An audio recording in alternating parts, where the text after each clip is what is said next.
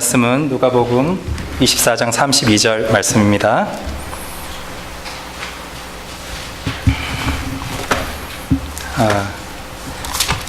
모두 함께 한 목소리로 받들어 읽도록 하겠습니다.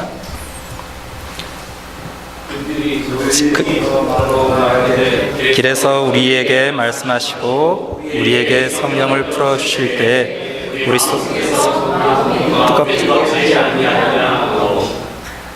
네, 오늘 제가 나눌 말씀은 엠마오로 가는 두 제자에 대한 말씀입니다. 예수님이 십자가에서 죽고 난 이후에 이 제자들의 공동체가 깨지고 각자 자기들의 살 길을 찾아 흩어지는데요. 이 흩어지고 있는 여러 뿔뿔이 흩어지던 사람들 중에 엠마오로 향하는 두 제자가 있었습니다. 이 제자에게 부활하신 주님이 찾아오셔서 말씀을 풀어주시고 떡을 떼심으로 이들의 마음이 뜨거워졌다는 기록이 성경에 나와 있는데요. 오늘 이 말씀을 나눌 때 우리들 마음속에 부활하신 주님이 함께 하셔서 뜨거운 마음이 다시 찾아지고 부활하신 주님을 만나는 귀한 시간이 되길 바랍니다.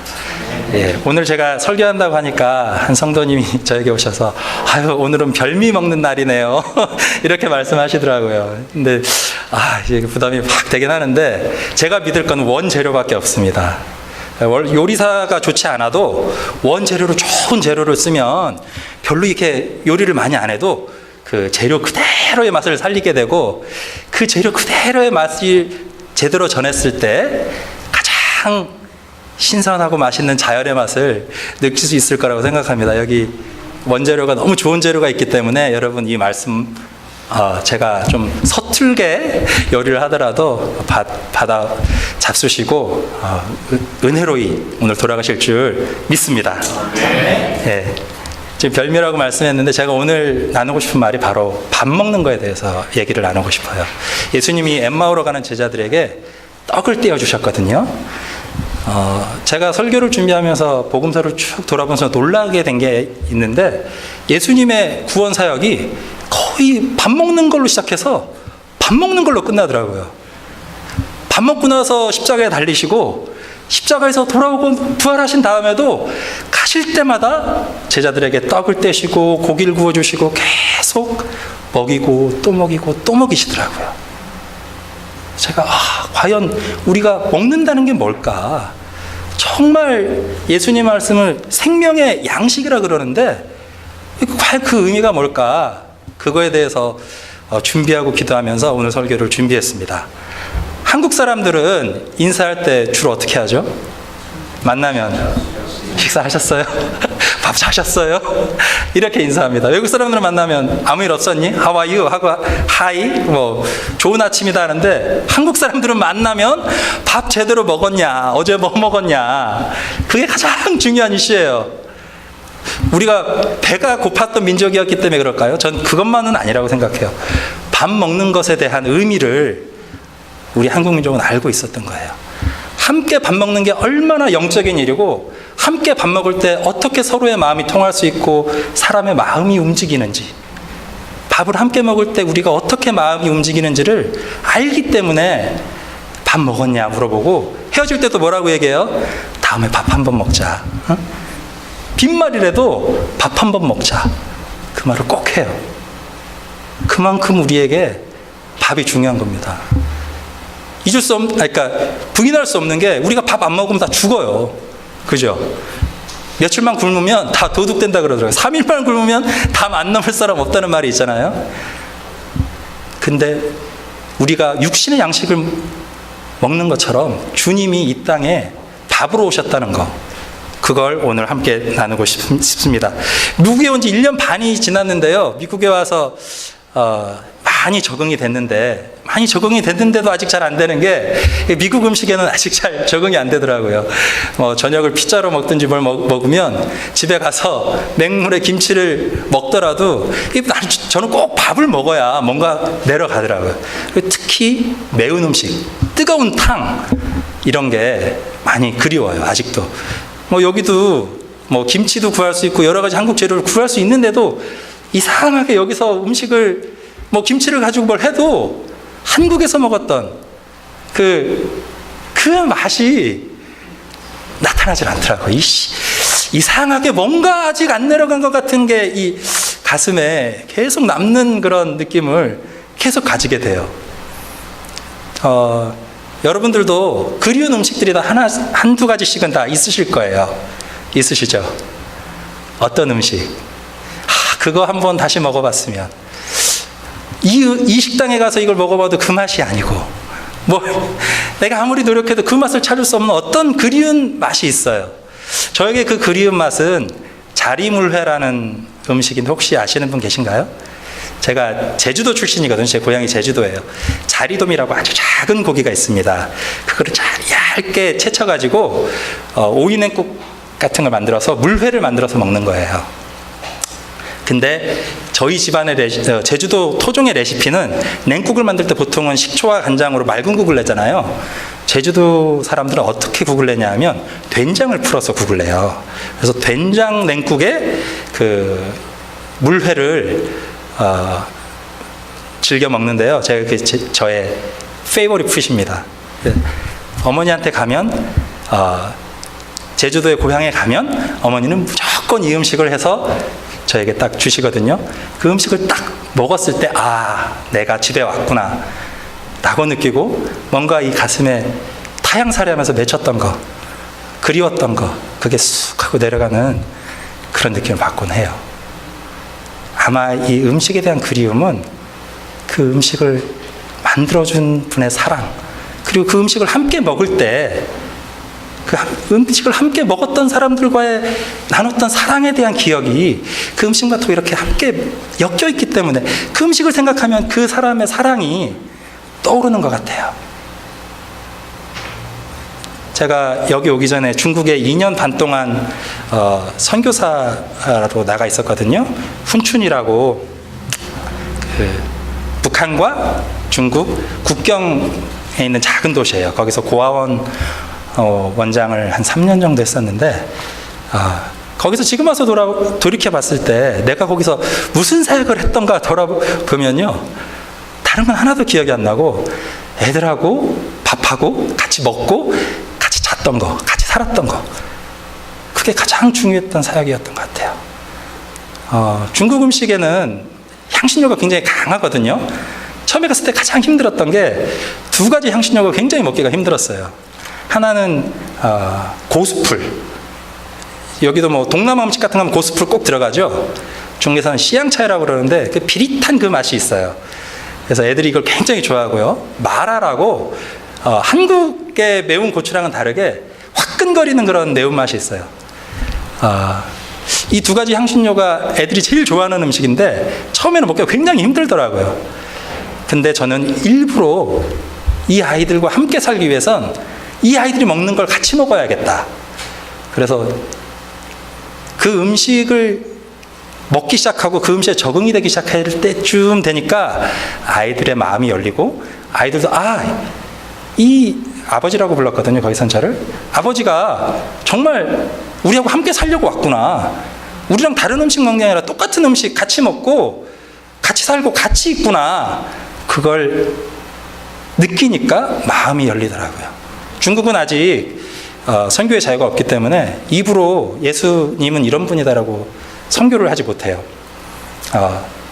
은밀하게 숨어서 선교를 하시는 분들도 있는데 저희는 그 중국 정부하고 공동으로 고아원을 공식적인 기관을 함께 하기 때문에 파트너십을 이어가기 위해서 그분들이 그 중국 정부가 지켜달라는 거는 지켜주면서 공식적인 기관을 운영을 하는 거거든요.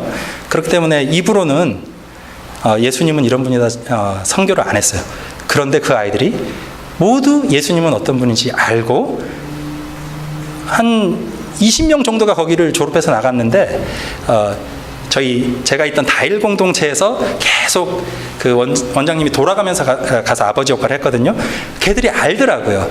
이 사람들이 왜 여기 왔고 왜 우리랑 똑같은 음식을 먹고 왜 우리를 옷을 입히고 학교를 보내고 왜 여기 왔는지를 다 알더라고요. 예수님의 사랑 때문에 이 사람들이 여기 왔다는 거를 알고 말하지 않아도 자연히 예수님의 제자가 되고 예수님을 따라 사는 그런 역사가 거기서 일어나더라고요. 이렇게 함께 먹고 함께 살았을 때 그 아이들의 마음에 뜨거움이 전해졌던 게 아닌가, 이런 생각이 들었습니다.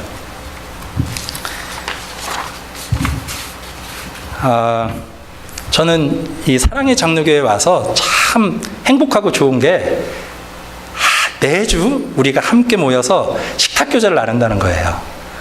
제가 여기 와서 이 교회를 정하기 전에 몇 주 그 미국인 집 가까이 있는 미국인 장로교회를 갔거든요. 근데 예배가 끝나고 돌아올 때 항상 뭔가 화장실 갔다가 그냥 나온 것 같은, 뭔가 그냥 가도 되나? 저희들 저 한국에서 자란 저희 입장에서는 예배는 식탁교제가 끝나야 서로 함께 모여서 둘러 앉아서 먹고 웃고 즐기면서 일주일 동안 살았던 이야기를 나누면서 식탁교제가 끝나야 뭔가 교회에 온 것 같고, 식탁교제는 저는 예배의 한 부분이라고 생각했던 것 같아요. 그래서 예배 끝나고 서로 빠이빠이 인사하고 돌아가는데 그렇게 마음이 허전할 수가 없었어요.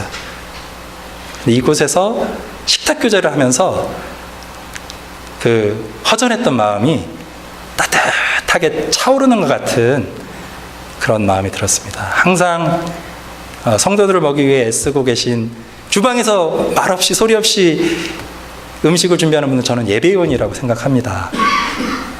그리고 또 하나 참 여기 이 교회 와서 신선하고 좋았던 건, 강정욱 목사님이 항상 무슨 모임이 있어서 모였을 때 항상 먼저 나서서 주방에서 무엇인가를 요리를 해서 저희를 먹이는 걸 그렇게 즐겨 하시더라고요. 뭐 대부분 삼겹살이었지만 그 삼겹살 하면은 강정욱 목사님이 떠올라요. 요즘은 밖에서도 삼겹살을 구워 먹으면 강정욱 목사님이 떠올라요. 삼겹살을 구워주면서 기뻐하는 그 모습이 떠오르고, 강정욱 목사님의 그 사랑이 그 음식을 먹여주고 같이 먹자고 그 식탁 교제 안에서 느껴지는 거예요. 저는 사랑은 이렇게 음식을 통해서 전해지는 거 아닐까, 이런 마음이 들었습니다. 예수님은 공생의 기간 동안 항상 제자들을 먹이셨고, 죄인들과 함께 한 식탁에 앉으셨고, 무리들이 찾아왔을 때 떡 5개와 물고기 2마리로 5,000명을 먹이셨어요. 예수님의 복음은 추상적인 그런 추상적이거나 논리적이거나 이런 이론이 아닙니다. 우리가 먹고 사는 문제를 이야기하셨어요. 예수님이 제자들을 먹이고 무리들을 먹이고 가난한 죄인들하고 함께 밥을 먹는 모습을 상상할 때마다, 예수님은 지혜자나 선지자가 아니라 정말 우리들의 삶을 구원하기 위해 오신 구원자시구나. 우리들이 배고픈 걸 신경 쓰는 사람이구나. 우리가 아픈 거를 보고 아파하시는 분이구나. 배고플 때 함께 배고픔을 느끼고 뭐라도 함께 먹기 위해서 꺼내시려고 애쓰시는, 자기의 능력으로 이들을 먹이고자 애쓰시는 우리의 구세주구나를 머리가 아닌 마음으로 느끼게 됩니다. 예수님은 자신을 살아있는 빵이라고 하셨습니다. 한국말로는, 한국 사람들이 거기에 있었다면 나는 너희들의 밥이다, 아마 이렇게 얘기했을 거예요. 나를 먹어라. 나를 먹고 힘내서 살아라. 그런 음성이 저에게 들리는 것만 같습니다.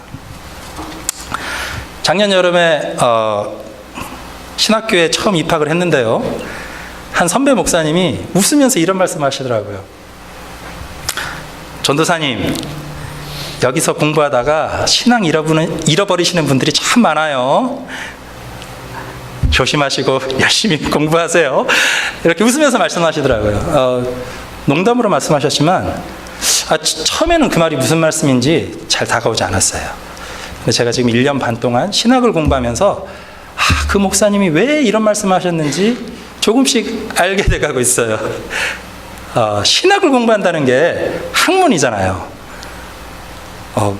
삼위일체란 뭘까? 부활하신 주님은 어떤 모습으로 우리에게 왔을까? 역사적인 이 성경은 무슨 배경으로 쓰여졌나? 계속 학문적으로 내가 가지고 있던 신앙을 접근하다 보니까 마음속에 있던 뜨거운 주님에 대한 사랑은 점점 식어져 가고 내가 가지고 있던 어떤 확신했었던 신념 체계들이 점점 무너져 가는 것, 이것도 아닐 수도 있고, 이것도 아닐, 이런 시간을 만나겠더라고요. 내가 가졌던 확신들이 무너져 나가는 걸 보는데 너무너무 고통스러운 체험이 마음속에 찾아오는 거예요. 어떡하지? 지금까지 내가 믿은 건 뭐지? 과연 하나님은 있는 걸까? 예수님은 과연 부활하셨던 걸까? 의심이 제 마음 안에 일기 시작합니다. 하나님에게 부르짖습니다. 제가 어떻게 해야 돼요? 제가 어떻게 해야 돼요? 뭐가 정답이에요? 정답을 저는 하나님께 부르짖으며 기도했어요. 정답 좀 알려주세요. 도대체 어떻게 이해해야만 이 풀리지 않는 수수께끼를 풀 수 있겠습니까? 저는 기도하면서 답을 요구했어요. 근데 돌아온 것은 답이 아니었어요. 이것도 모르겠다, 저것도 모르겠다, 내가 확신했던 것들 다 주님 전 잘 모르겠어요 라고 얘기했을 때 제 마음속에, 무너져 내린 내 마음속에 남아있던 건 뭐냐면, 주님이 주셨던 따뜻한 사랑의 마음, 나를 먹여주셨던, 내가 아플 때 나를 치유해 주셨던 그 하나님의 사랑, 머리로 내가 깨우쳐서 알고 이건 이거야 라고 설명할 수 있는 그런 게 아니라 내가 경험했던 그 사랑, 그리고 하나님이 나에게 먹여주셨던 그 영의 양식, 경험이 나에게 이야기를 해주더라고요. 내가 어떻게 해야 돼요? 답이 뭐예요? 라고 물어봤는데 하나님의 답은 내가 널 사랑한다였습니다. 네가 그 답을 다 찾을 수 없어도 괜찮아. 내가 널 사랑한다.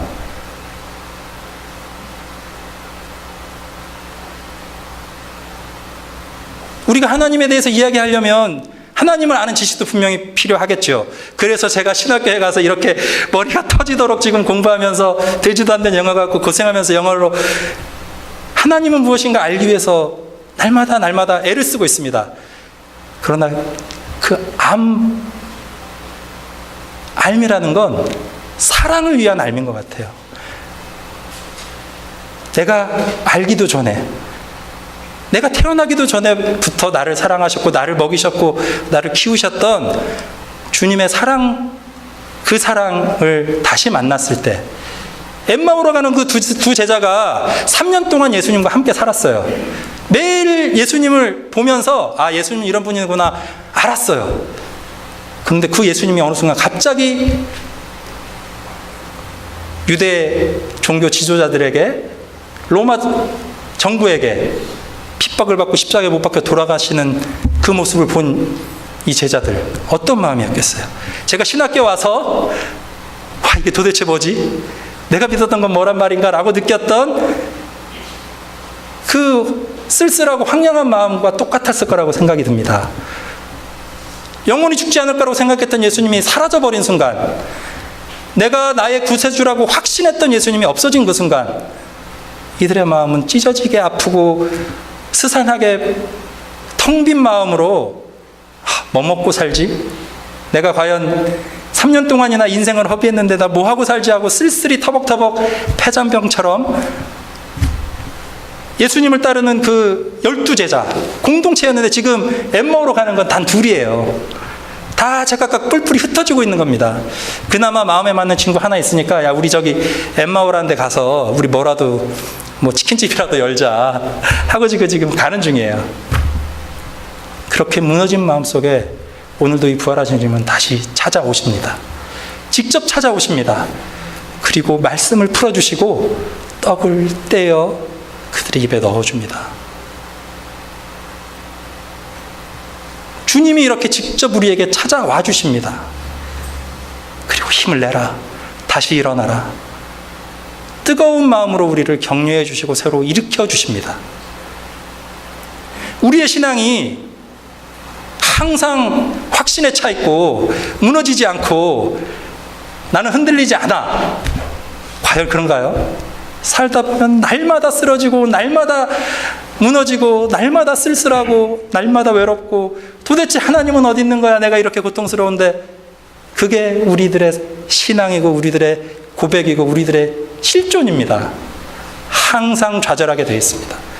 그럴 때마다 근데 부활하신 주님이 찾아와서 먹여주시고 말씀을 풀어주시는 겁니다. 얼마나 감사한지요. 이렇게 부활하신 주님은 또 오늘도 우리를 찾아오십니다. 지금도 찾아오시고 있겠죠, 이 자리에. 그런데 어떨 때는 이 부활하신 주님이 풀어주시는 말씀과 먹여주시는 음식이 들어오는데 어떨 때는 도무지 계신 것 같지도 않고 예수님이 어떻게 나에게 오시는지를 방법을 찾을 수가 없을 때가 많아요. 왜 우리는 이 부활하신 주님의 현존을 만나지 못하는가? 이 엠마오로 가는 제자들이 찾아오신 주님을 묵상하다가 왜 우리는 지금 아직도 부활하신 주님을 쉽게 만나지 못하는가에 대해서 의문이 떠올랐어요. 그래서 성경을 쭉 읽으면서 과연 우리는 왜 예수님과 만나지 못하는가 찾아봤는데요. 요한계시록에 나오는 라오디게아 교회를 향한 사도 요한의 충고 속에서 자그마한 단서를 제가 얻을 수 있었습니다. 요한계시록 3장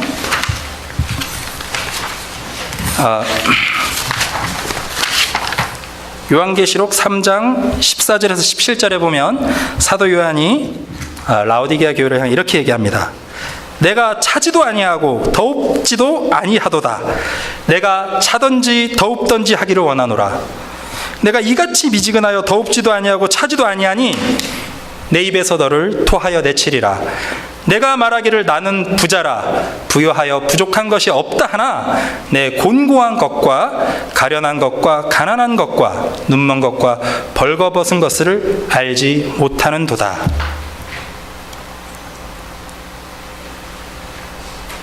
이 말씀을 읽는 순간 우리가 지금 큰 착각 속에 살고 있구나. 언제 우리 마음이 뜨거워질까요? 언제 우리 마음이 뜨거워집니까?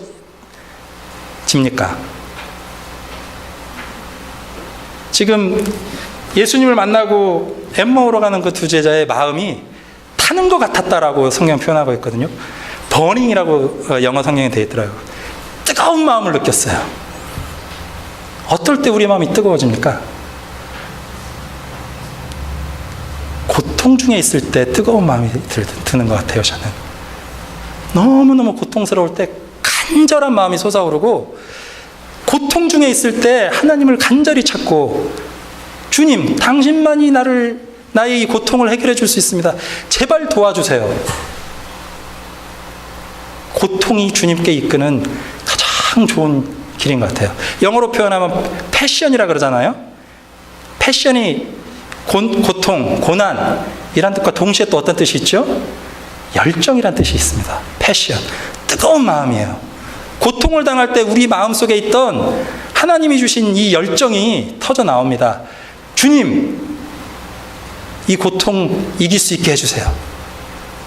근데 많은 현대인들이 이 고통을 마주대하기를 피하고 있어요.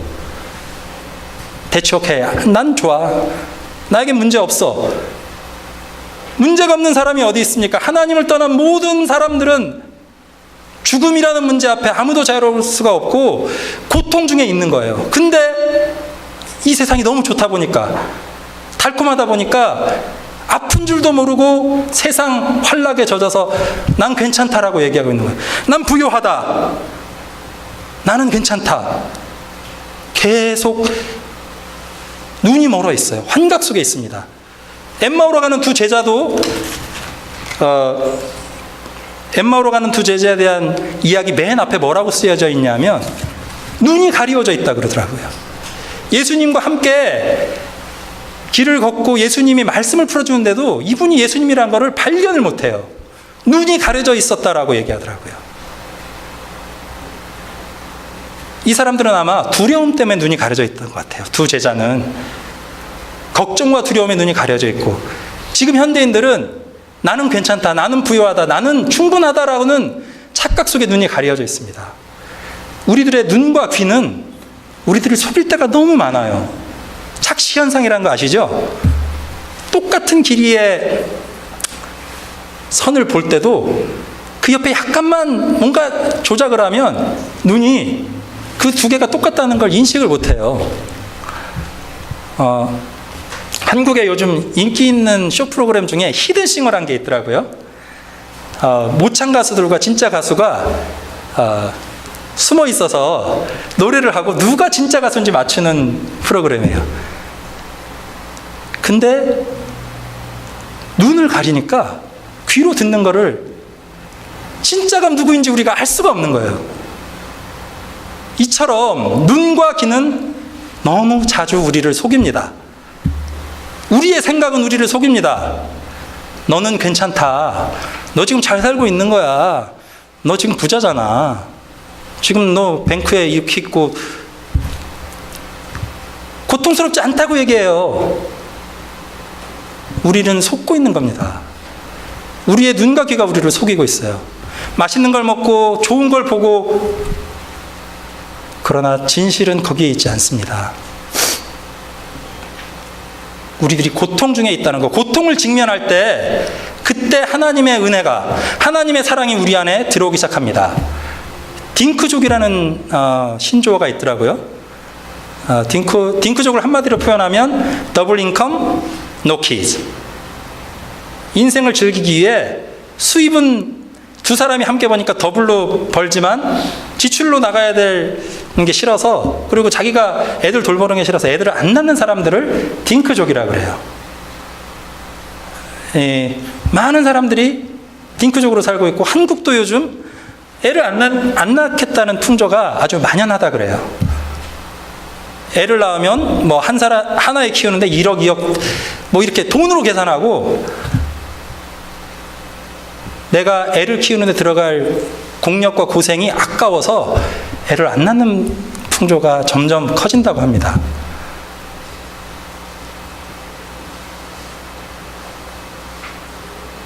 저는 지금도 저희 집사람한테 우리 넷째 한번 가져보면 어떨까 종종 얘기를 하거든요.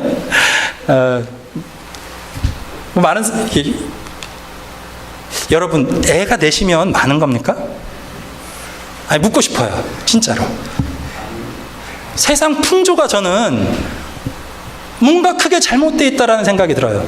저희 아버지 어머니 때만 해도 보통 7, 8이었어요. 성경에 보십시오. 다들 7, 8, 9, 10. 하나님이 허락하시는 이 풍요로운 애들이 고생입니까? 애들 키우는 게 고통입니까? 고통이지만 하나님이 주시는 은총 가운데 얼마나 큰 기쁨을 누립니까, 우리가. 아이들이 자라나는 걸 볼 때 마음에 뜨거운 것이 꿈틀꿈틀거리지 않으세요? 저는 예수님이 우리를 바라볼 때 우리가 모여서 예배하고 찬양하고 신앙 안에서 잘하진 못하지만 작은 성도들이 모여서 기도하고 뜨겁게 기도하는 모습 볼 때 예수님이 바로 자식들 바라보면서 그 마음속에 끓어오르는 뜨거운 마음, 그걸 가지고 우리를 바라보신다고 생각해요. 뭐라도 먹이고 싶고, 세상에서 제일 행복한 소리가 2개 있다 그러더라고요. 논에 물 들어가는 소리하고 자식 입에 밥 들어가는 소리. 제가 아들 셋을 키우는데 얘들 먹을 거 되는 게 너무너무 바빠요. 뭘 해놓으면 이만큼 해놔야 뭐 금방 먹어 없어지는 거예요. 장도 일주일에 한 뭐 2번도 봐야 되고 3번도 봐야 되고. 그런데 그것만큼은 전혀 아깝지가 않아요. 애들 입에 들어가는 거, 애들이 먹는 거, 애들이 자라는 거, 그게 기쁨입니다. 우리들이 헛된 기쁨에 빠져 있는 동안 진짜 기쁨을 잃고 있는 거예요. 예수님의 사랑, 하나님의 사랑은 내가 즐기고 끝나는 기쁨이 아니라 하나님의 기쁨 속에서 다른 사람도 기쁘고 나도 기쁘고 함께 기쁘는 거예요. 다른 사람이 잘하고 내가 잘하고 성장하고 기뻐하는 그 기쁨입니다. 근데 현대인들의 기쁨은 다 나 혼자 앉아서 게임하면서 나만 기쁘고 아무것도 다른 사람들과 교류를 하지 않아요. 밥도 컴퓨터 앞에 앉아서 게임하면서 컵라면 끓여 먹고 다 병들어 있습니다. 함께 한 밥상에 나와서 서로 관계하고 하나님의 사랑을 나누고 즐거운 이야기를 나누고 잔치가 사라졌어요, 이 시대에.